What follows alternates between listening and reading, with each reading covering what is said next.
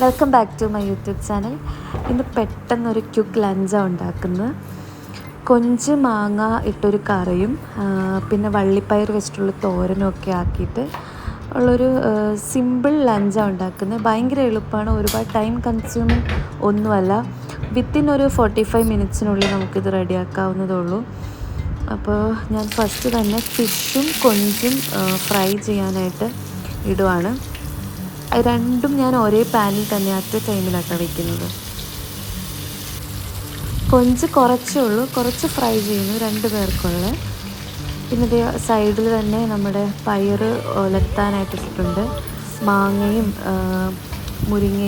മുരിങ്ങാക്കോലൊക്കെ കൊഞ്ചും എല്ലാം ഞാൻ വേവിക്കാൻ വെച്ചു. മാങ്ങയും മുരിങ്ങാക്കോലും വെന്ത ശേഷം കേട്ടോ കൊഞ്ച് വേവിച്ചത്, കാരണം കൊഞ്ചിന് അധികം വേവില്ല. പ്ലസ് അരപ്പും ഇട്ടിട്ടുണ്ട്. ലാസ്റ്റ് നമ്മൾ ഉള്ളി മുളക് പൊടിയൊക്കെ ഒന്ന് വറുത്തിട്ടു. ഇത് സെർവിങ് ആണ്.